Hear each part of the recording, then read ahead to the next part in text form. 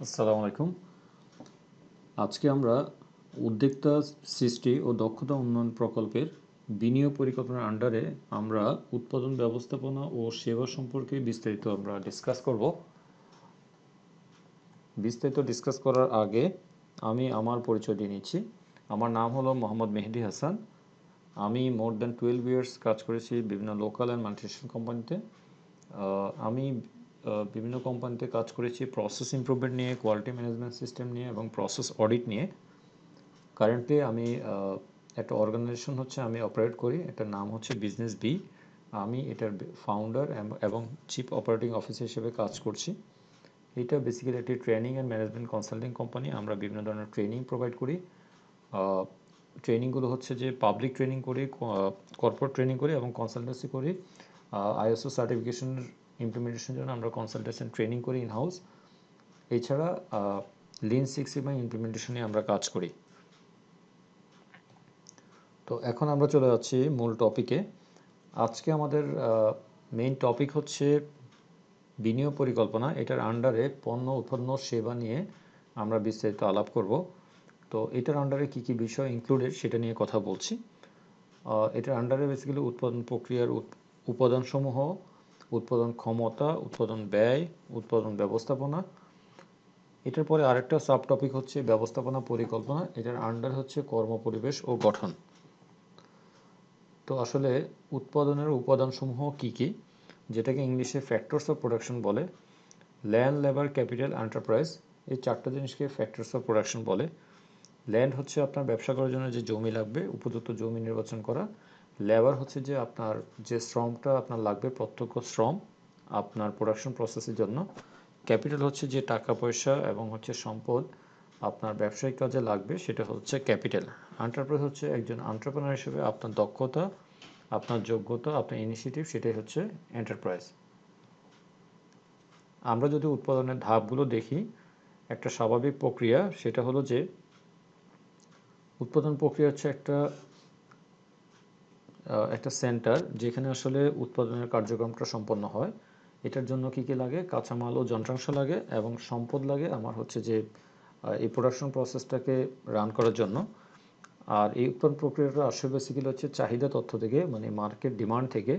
এই ডিমান্ডটা অনুযায়ী আমি পণ্য তৈরি করি, তারপর হচ্ছে সেটা প্রক্রিয়াজাতকরণ করে আমরা আউটপুট তৈরি করি। আউটপুট মানে হচ্ছে পণ্য বা সেবা। তো আমরা উৎপাদনের ধাপগুলো আরেকটু ডিটেল যদি দেখি, প্রথমে সাধারণত একটা কোম্পানি হচ্ছে তার পণ্যের চাহিদা নিরূপণ করে। মানে হলো আগামী মাসে অথবা আগামী 3 মাসে অথবা আগামী 6 মাসে অথবা আগামী 1 বছরে কী পরিমাণ পণ্য তাকে তৈরি করতে হবে, এটা একটা চাহিদা এস্টিমেশন করা হয়। এই এস্টিমেশনটা বেসিক্যালি আসে মার্কেট থেকে। মার্কেটের হচ্ছে তার পণ্যের চাহিদার উপর বেস করে হচ্ছে যে এই এস্টিমেশনটা হয়। এই চাহিদা অনুযায়ী যখন পণ্য বানাতে গিয়ে তাকে বিভিন্ন ধরনের উৎপাদনের বিভিন্ন ধরনের পন্থা অবলম্বন করতে হয়। এই পন্থা দেখা যাচ্ছে যে বিভিন্ন অপশনস থাকে, অপশনস থেকে হচ্ছে যে সম্ভাব্য যে যতগুলো অপশনস থাকে সেখান থেকে বেস্ট অপশনটা সিলেক্ট করে তাকে উৎপাদন করতে হয়। উৎপাদন প্রক্রিয়ায় যে সম্পদগুলো ব্যবহার করা হয় সেই সম্পদের সর্বোত্তম ব্যবহার নিশ্চিত করতে হয়। আদারওয়াইজ আপনার সম্পদের কিন্তু ওয়েস্টেজ হওয়ার চান্স থাকে। সঠিকভাবে সম্পদের ব্যবহার করাটাই হচ্ছে একজন উদ্যোক্তার গুণাবলী। উৎপাদন প্রসেসে আপনার প্রোডাক্টকে হচ্ছে যে আপনি যে প্ল্যান করলেন যে আপনি চাহিদা অনুযায়ী পণ্য বানাবেন, সেই অনুযায়ী কিন্তু আপনার পণ্য বানানো ঠিকমতো হচ্ছে কিনা, আপনার প্ল্যান অনুযায়ী কাজগুলো হচ্ছে কিনা সেটা যাচাই করাটা হচ্ছে উৎপাদনের একটা ধাপ। এরপরে হচ্ছে যাচাই করতে গিয়ে আপনি পেলেন যে কোনো কিছু ঠিক, হয়তো কোনোটা ঠিক হয়নি অথবা কোনোটা ঠিক হলো। এই ঠিক না হওয়া না হওয়ার বিষয়ে যেসব না হওয়ার ক্ষেত্রে তখন হচ্ছে বিভিন্ন ধরনের অ্যাডজাস্টমেন্ট করা দরকার হয়। সেই অ্যাডজাস্টমেন্টটা হচ্ছে সমন্বয় সাধন। আমরা যদি উৎপাদন ব্যবস্থাপনার কার্যক্রম আরও একটু ডিটেল দেখি, উৎপাদন প্রক্রিয়ার সাথে আরও কয়েকটা বিষয় জড়িত। সেটা হলো যে পণ্যের ডিজাইন, প্রসেস পরিকল্পনা, উৎপাদন নিয়ন্ত্রণ এবং রক্ষণাবেক্ষণ। পণ্যের ডিজাইন হচ্ছে যে ডিজাইন অনুযায়ী আপনি আসলে পণ্যটা তৈরি করবেন। তো এই ডিজাইনটা খুবই গুরুত্বপূর্ণ বিষয়, কারণ এই ডিজাইনের উপর বেস করে আপনি কিন্তু র মেটেরিয়াল কিনবেন। এই ডিজাইনের উপর বেস করে কিন্তু আপনি পণ্যের শেপ এবং হচ্ছে আপনার হচ্ছে যে আকৃতি সব কিছু হবে। তো তো এই আকৃতি এবং শেপ সব কিছু এই আকৃতি বা ডিজাইনের উপরে বেস করে কিন্তু আপনার র মেটেরিয়ালের অ্যাভেলেবিলিটি, তারপর হচ্ছে যে দরকারি যে জিনিসপত্র সেগুলো আপনাকে এনশিওর করতে হবে। সো এটা খুবই গুরুত্বপূর্ণ আপনার প্রোডাকশন প্রসেসের জন্য। প্রসেস পরিকল্পনা হলো যে আপনার বিভিন্ন ধরনের প্ল্যান করতে হয়, ডিমান্ড প্ল্যান এবং সাপ্লাই প্ল্যান। এই প্ল্যানগুলো করার জন্য যে পরিকল্পনা করতে হয় প্রোডাকশন প্রসেস, সেটা হলো প্রসেস পরিকল্পনা। উৎপাদন নিয়ন্ত্রণ হচ্ছে যে উৎপাদনের বিভিন্ন স্টেজে নিয়ন্ত্রণ করতে হয় যে প্রোডাক্টের কোয়ালিটি এনশিওর করার জন্য। সো এই প্রক্রিয়াটাকে আমরা বলি উৎপাদন নিয়ন্ত্রণ। রক্ষণাবেক্ষণ হলো যে উৎপাদনের বিভিন্ন স্তরে মেনটেনেন্স করতে হয়। হচ্ছে মেশিন এবং হচ্ছে যে আদার্স যে ইকুইপমেন্টগুলো আছে সেগুলো নিয়মিত রক্ষণাবেক্ষণ করতে হয়। রক্ষণাবেক্ষণ করলে আপনার হচ্ছে মেশিনের প্রোডাক্টিভ আওয়ার বেড়ে যায়, মেশিন ভালো থাকে। তো এইটা একটা গুরুত্বপূর্ণ কাজ প্রোডাকশন প্রসেসের ক্ষেত্রে। তো এই রূপান্তর প্রক্রিয়াটাকে সঠিকভাবে সম্পন্ন করার জন্য আপনার ইনপুট দিতে হয়। ইনপুট মানে হচ্ছে মানব সম্পদ, কাঁচামাল, যন্ত্রপাতি, তথ্য, মূলধন। এই ইনপুটগুলো প্রক্রিয়াজাত করে দেন একটা প্রোডাক্ট, একটা পণ্য বা আউটপুট তৈরি, পণ্য বা সেবা তৈরি হয়, যেটাকে আমরা আউটপুট বলছি। আর এই আউটপুটকে পরবর্তীতে কি করা হয়, মজুত করা হয়, কোয়ালিটি চেক করা হয় এবং ব্যয় নিরূপণ করা হয়। তো এইটার জন্যই সর্বশেষ এখানে লেখা আছে যে এটা ফিডব্যাকের মাধ্যমে, মানে হচ্ছে এই যে আউটপুট ঠিক হলো কি হয়নি, এটার চেক করার পরে দেন ফিডব্যাক দেওয়া হয়। আর এই পুরো কাজটা একটা পরিবেশের মধ্যে হয়, সেই জন্য পরিবেশটা লেখা আছে। আমরা এখন দেখব উৎপাদন প্রক্রিয়ায় কয়েকটা টার্ম যেটা আমাদের সবাইকে জানতে হবে। গড় বার্ষিক উৎপাদন ক্ষমতা, মেশিন আওয়ারের সক্ষমতা গণনা, উৎপাদন ক্ষমতা ব্যবহারের হার বোঝা। আমরা একটা উদাহরণ দেখি। একটা ফ্যাক্টরিতে 100টা মেশিন আছে। একটা শার্ট তৈরি করতে ওই ফ্যাক্টরিতে 1 ঘন্টা করে সময় লাগে। একই মেশিন দিয়ে যদি আমি যদি বোতাম তৈরি করি, তাহলে প্রতিটা বোতাম তৈরি করতে 10 মিনিট করে সময় লাগে।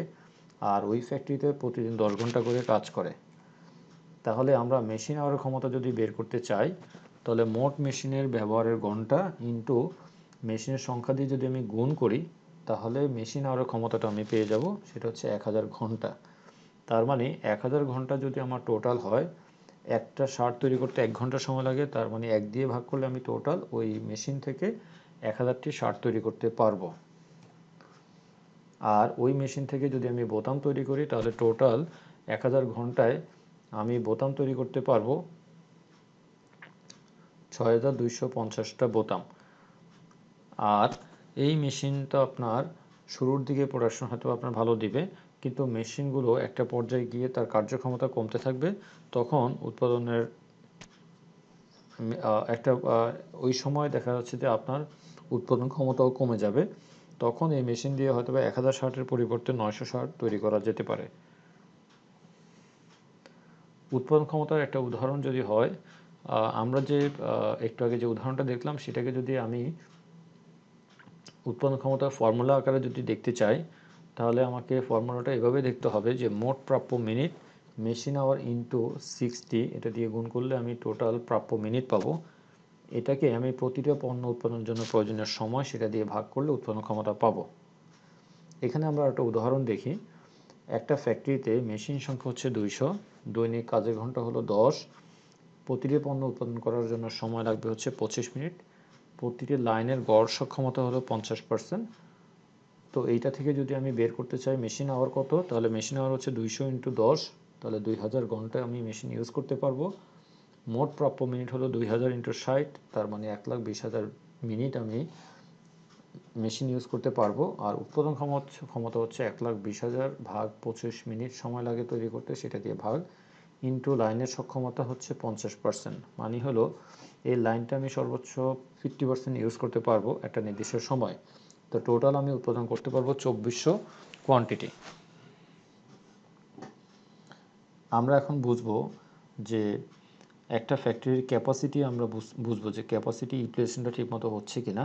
সেটার সূত্র হলো যে প্রকৃত উৎপাদন ডিভাইডেড বাই সম্ভাব্য সর্বাধিক উৎপাদন ইনটু 100। এটা দিয়ে যদি বের করি, তাহলে আমরা এভাবে পাবো যে 80%। 80% হচ্ছে যে এই ফ্যাক্টরি 100% ইউটিলাইজ হচ্ছে না, 80% ইউটিলাইজ হচ্ছে, আর বাকি 20% হচ্ছে আনইউটিলাইজড। আমরা এখন দেখব যে প্রোডাকশন কস্ট বলতে কি মিন করে। প্রোডাকশন কস্ট হচ্ছে যে আপনার একটা ব্যবসা প্রতিষ্ঠানের পণ্যের ব্যয় নির্ধারণ করা, পরিকল্পনা প্রণয়ন করা, ব্যয় নিয়ন্ত্রণ করা, ব্যয় বিশ্লেষণ করা, ব্যয় সংক্রান্ত নানা প্রতিবেদন প্রণয়ন সহ উৎপাদন ব্যয় সংক্রান্ত যাবতীয় কার্যক্রমের ধারাবাহিক প্রক্রিয়াকে উৎপাদন ব্যয় হিসাব বলে।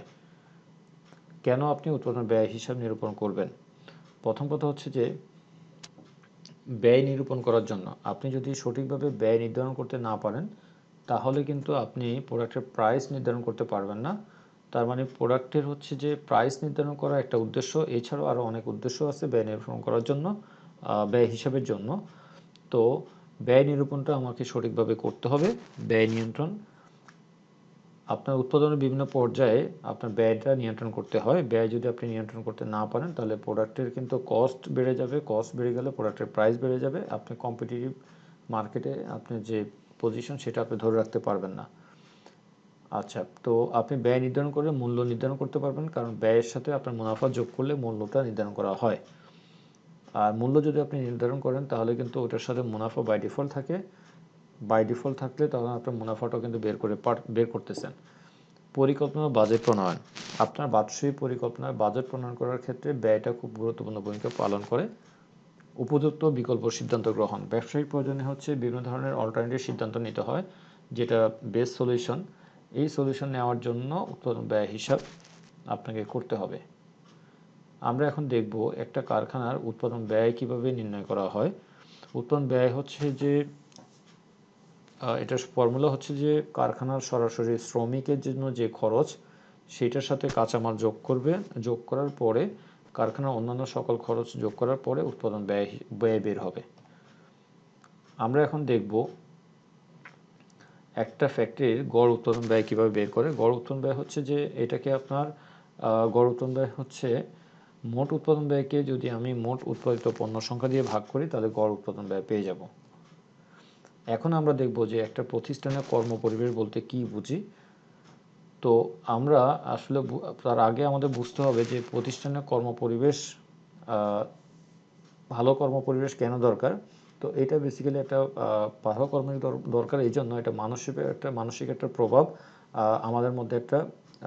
আমাদের মধ্যে বিস্তার করে। তো এর সুনির্দিষ্ট কয়েকটা কারণ আছে আপনার অফিসের ভালো পরিবেশের জন্য। প্রথম হচ্ছে কর্মীদের উৎপাদনশীলতা বাড়াতে সাহায্য করে, ব্যবসাকে আরও লাভজনক করে তুলবে, কর্মক্ষেত্রে শান্তি ও প্রশান্তি বাড়িয়ে তুলবে, স্ট্রেস হ্রাস করবে, কর্মীদের কঠোর পরিশ্রমী করে তুলবে। এখন আমরা দেখব একটা কৌশল, যে কৌশলের মাধ্যমে ওয়ার্ল্ডের বড় বড় কোম্পানি যারা তাদের ব্যবসার পরিবেশটা খুব সুন্দর করে করতে পেরেছে, সেই কনসেপ্টের নাম হচ্ছে 5S। 5S সাধারণত জাপানে এটা আবিষ্কার হয়। তো টয়োটা কোম্পানি একজন ইঞ্জিনিয়ার তাইচি ওহিনো, উনি 5S এর কৌশলটা ব্যবহার শুরু করেন। এটা কেন ব্যবহার করেন? শিল্প কারখানা, উন্নত কাজের পরিবেশ, সঠিক মান সম্পন্ন পণ্য তৈরি এবং শিল্প কারখানার কাজের গতি বৃদ্ধির জন্য 5S কৌশল ব্যবহার করা শুরু করে। 5S এর প্রধান দিক হচ্ছে যে পাঁচটা, যেটা হলো যে sort out, set in order, shine, standardise, sustain. তো আমরা একটা একটা করে এখন বুঝবো। এটা হচ্ছে সর্ট আউট, মানে আপনি প্রতিষ্ঠানের অপ্রয়োজনীয় যে জিনিসগুলো সেটা আগে হচ্ছে মার্কিং করবেন। এই যে এটা একটা অপ্রয়োজনীয়, সেটাও মার্কিং করলেন। এইখানে দেখেন আপনার একটা ফ্লোরে টাইলসগুলো উঠে গেছে, সো যে কোনো ধরনের দুর্ঘটনা ঘটতে পারবে, তো সেটাও আপনি মার্কিং করলেন, সর্ট আউট করলেন। এরপরে আপনার সেট ইন অর্ডার, আপনি সাজালেন, আপনার দরকারি যত জিনিসপত্র আছে সেগুলো একটা নির্দিষ্ট অর্ডারে সাজালেন। দেখেন এখানে একটা ডাস্টবিন, যেটা যেখানে থাকা দরকার সেখানে রেখে দেওয়া হয়েছে এবং চারপাশে একটা আপনার বর্ডার করে দেওয়া হচ্ছে। আপনার যে টুলসগুলো যেখানে থাকা দরকার সেটাকে হ্যাঙ্গিং করে রাখা হয়েছে। দেন হচ্ছে আপনার ক্লিনিং ব্রাশ, সেটা একটা নির্দিষ্ট জায়গায় রাখা হয়েছে। আদার টুলসগুলো একটা নির্দিষ্ট জায়গায় রাখা আছে। তো এটাকে বলা হচ্ছে সেট ইন অর্ডার। এটা দেখেন আপনার যে ক্লিনিং যে ব্রাশগুলো সেগুলো একটা নির্দিষ্ট জায়গায় রাখা আছে। এখানে দেখেন যে চেয়ার টেবিলগুলো একটা নির্দিষ্ট যে এরিয়া সিলেক্ট করা আছে, দেখেন টেবিলগুলো নিচে দাগ দেওয়া আছে, সেইখানে টেবিলগুলো ওই মেজারমেন্টে কিন্তু রাখা হয়েছে। এছাড়া চেয়ারগুলো এমনভাবে করা হয়েছে যে চেয়ারগুলো যখন ইউজ করা লাগবে তখন টান দিয়ে সামনে নিয়ে আসবে এবং ইউজ করা শেষ হয়ে গেলে আপনার ভিতরে রেখে দিবে। এভাবে করে আপনার প্রতিষ্ঠানের কাজের পরিবেশ যেমন ভালো করা যায়, তেমনি আপনার জায়গাও কিন্তু আপনার প্রপারলি ইউটিলাইজ করা যায়। আর শাইন হচ্ছে আপনার অপ্রয়োজনীয় যেসব জায়গায় প্রতিষ্ঠানের ময়লা আবর্জনা পড়ে থাকে সেগুলো ক্লিন করা যথাসময়। দেখেন এখানে কি অবস্থায় একটা ফ্লোরের কোনো একটা জায়গায় কোনো একটা কর্নারে আপনার এই ধরনের একটা ময়লা পড়ে আছে। দেখেন মেশিনের উপরে আপনার কিছু ডাস্ট পড়ে আছে, কিছু ময়লা আবর্জনা, যেগুলো আপনার মেশিনে গিয়ে মেশিনটা নষ্ট করতে পারে। তাহলে এই জিনিসগুলো পরিষ্কার করাটাই হচ্ছে শাইন। এখানেও কিছু ময়লা পড়ে আছে, সেটাও হচ্ছে ক্লিন করা দরকার হবে। এরপর হচ্ছে স্ট্যান্ডার্ডাইজ। স্ট্যান্ডার্ডাইজ মানে হচ্ছে যে আপনি যে কাজগুলো করবেন বলে ঠিক করেছেন সেই কাজগুলোকে করার জন্য একটা সুনির্দিষ্ট প্ল্যান তৈরি করা। যেমন এখানে একটা চেকলিস্ট দেওয়া আছে, ক্লিনিং চেকলিস্ট। এটা অনুযায়ী কে কখন কোন সময় আপনার আপনার এই কাজগুলো ক্লিন করবে, ওয়াশ করবে, সেইটা হচ্ছে এই চার্ট অনুযায়ী করবে, করার পরে সেটা টিক দিয়ে দিবে। সাস্টেন হচ্ছে যে আপনি যে কাজগুলো প্ল্যান করলেন মাঝপথে, করার পরে এগুলো ধরে রাখাটাই হচ্ছে সাস্টেন। তো এটার জন্য বিভিন্ন ধরনের ক্যাম্পেইন করতে হয়, বিভিন্ন আপনার ওয়ার্কারদের ট্রেনিং দিতে হয়। দেওয়ার পরে তাদের স্কিল হবে, তারা নিয়মিত এই কাজগুলো প্র্যাকটিস করবে। এভাবে করে আপনি প্রতিষ্ঠানের কাজের পরিবেশটা ভালো করতে পারেন। এখানে আমরা যদি দেখি ছবিটা, বিফোর ছবিটা হলো যে আগে ছিল যে অবস্থায় সেটাকে চেঞ্জ করে একটা সুন্দর একটা এনভায়রনমেন্ট করা হয়েছে। নতুন একটা এস এখন যুক্ত হয়েছে, যেটা নাম হলো সেফটি। প্রতিষ্ঠানের সেফটিটা এখন খুবই গুরুত্ব দিয়ে দেখা হচ্ছে। সেফটির জন্য বিভিন্ন প্রতিষ্ঠান বিভিন্ন ধরনের ইনিশিয়েটিভ নিয়ে থাকে। যেমন এখানে একটা উদাহরণ দেওয়া আছে, একটা প্রতিষ্ঠান যে প্রতিষ্ঠান দুর্ঘটনা ঘটলে কি করবে সেটার জন্য তারা মেডিকেল টিম আছে, মেডিকেল একটা সেট আপ আছে, যাতে করে যে কেউ অসুস্থ হলে ইমার্জেন্সি ওখানে যেতে পারে। এরপরে তার প্রাথমিক চিকিৎসাটা ওখান থেকে দেওয়া হয়। ওই চিকিৎসা শেষে যদি তার অবস্থা উন্নতি হয় তাহলে তো সে রিকভার করে যাবে, যদি অবস্থা খারাপ হয় অথবা সিরিয়াস পর্যায়ে চলে তাহলে সেখান থেকে হসপিটালে ট্রান্সফার করে, এই ধরনের একটা গাইডলাইন দেওয়া আছে। আগুন লাগলে কি করবেন, আগুন যদি লাগে সেইটার জন্য বিভিন্ন ধরনের গাইডলাইন তারা প্রতিষ্ঠানে ব্যবহার করে। এছাড়া এই যে ফায়ার অ্যালার্ম এবং ফায়ার এক্সিট এই ধরনের সিম্বলগুলো দেওয়া থাকে এবং এই ধরনের হচ্ছে এক্সিট পয়েন্ট থাকে। সেফটি যারা হ্যান্ডেল করে, কেমিক্যাল যারা হ্যান্ডেল করে তাদের সেফটির জন্য বিভিন্ন ধরনের আপনার পিপি ইউজ করা হয়। তো সেই পিপির মধ্যে হ্যান্ড গ্লাভস, গগলস, ক্যাপ, শু, সেফটি শু এই ধরনের জিনিসগুলো ব্যবহার করেন। যেমন নিরাপত্তা জুতা, রাবারের হাত মোজা, নিরাপত্তা চশমা, মুখোশ। এই ধরনের সেফটি শুগুলো, সেফটি ইকুইপমেন্ট, যেটা পার্সোনাল প্রোটেক্টিভ ইকুইপমেন্ট যেটা পিপি বলা হয়, সেগুলো সাধারণত ফ্যাক্টরি লেভেলে ইউজ করা হয়। Helmet, safety shoe, safety goggles, ear plug, gloves, full body safety harness. এই ধরনের বিভিন্ন সিম্বল ইউজ করা হয় যাতে করে এমপ্লয়ি বা ওয়ার্কারদের কোন ধরনের দুর্ঘটনা না ঘটে, এবং হচ্ছে তারা যেন তাদের যেমন হচ্ছে কান অথবা শব্দের কারণে কোনো ক্ষতি হলে অথবা আগুন লাগলে কোনো দুর্ঘটনা হলে এই ধরনের সিম্বলগুলো তারা ইউজ করেন। কানের নিরাপত্তার জন্য আর প্লাগ ইউজ করেন। উচ্চ শব্দ যেখানে আছে সেটা এই ধরনের একটা সিম্বল দিয়ে বলে দেওয়া হয় যাতে করে কেউ ওখানে গেলে যথাযথ প্রিকশন নিতে পারে। তা আমরা এখন দেখব একটা প্রতিষ্ঠানের ভালো কর্ম পরিবেশের উদাহরণ, যেটা বাংলাদেশের একটা কোম্পানি, যেটা নাম হচ্ছে কোর্স বাংলাদেশ লিমিটেড। এটা ওয়ার্ল্ডের একটা মাল্টিনেশনাল কোম্পানি। তো তারা এখানে বিজনেস করে, তাদের এই পরিবেশটা এত সুন্দর, এখানে প্রোডাকশন যে প্রসেস চলছে, অপারেশন হচ্ছে, এটা দেখে বোঝা যাচ্ছে না, কিন্তু এখানে কিন্তু একটা রানিং অপারেশন এখন চলছে। তো এইখানে কিন্তু প্রতিদিন কয়েক হাজার লিটার পানি প্রসেস করা হয় সুতা তৈরির কাজে, কিন্তু এখানে দেখে মনে হচ্ছে না যে এখানে অপারেশন চলছে। সো এইভাবে তারা খুব সুশৃঙ্খলভাবে পরিবেশটা ভালো রাখার জন্য তারা কাজ করে যায়। এখানে দেখেন দুইটা ফুলের টব তারা নির্দিষ্ট করে রেখে দিয়েছে যে টবটা যেখানে থাকার কথা, এবং সেখানে চারপাশে তারা একটা রাউন্ড করে দিয়েছেন এবং টবগুলো এখানেই থাকবে। মেশিনগুলো সুবিন্যস্তভাবে একটা নির্দিষ্ট জায়গায় সেট আপ করা আছে। একটা ক্যালকুলেটর এবং একটা ক্যালেন্ডার কোথায় থাকবে সেটাও তারা একটা সুনির্দিষ্ট জায়গায় ঠিক করে এবং সেটা মার্কিং করে রেখে দিয়েছে। একটা সুতা এবং ট্রলি এবং হচ্ছে এই সুতাগুলো রাখার জন্য একটা নির্দিষ্ট করে জায়গা ডিফাইন করা আছে, সে অনুযায়ী তারা জিনিসপত্র রেখে দিয়েছে। একটা একটা ডাস্টবিন, একটা বিন এবং হচ্ছে একটা স্ট্যান্ড যেখানে থাকার কথা সেখানে তারা খুব সুবিন্যস্তভাবে সেটা রেখেছে এবং সেটা মার্কিং করে দিয়েছে। একটা ফায়ার এক্সটিংগুইশার যেভাবে থাকার দরকার সেভাবে তারা রেখে দিয়েছে একটা কর্নারে। এরপর তারা কয়টা বিন তারা ইউজ করে কালার অনুযায়ী, সুতার কালার অনুযায়ী ম্যাচ করে তারা এইভাবে রেখে দিয়েছে। যখন যেটা লাগবে সেটা তারা নিয়ে যাবে, আবার হচ্ছে এখানে রিপ্লেস করবে। সো আজকে আমাদের টপিকটা যে বিষয়টা নিয়েছিল সেটা এ পর্যন্তই। সো আপনাদের যদি কোনো প্রশ্ন থাকে আপনারা প্রশ্ন করবেন, আমি চেষ্টা করব আপনাদের প্রশ্নগুলো যথাযথভাবে আনসার দেওয়ার জন্য। তো ধন্যবাদ সবাইকে। আসসালামু আলাইকুম।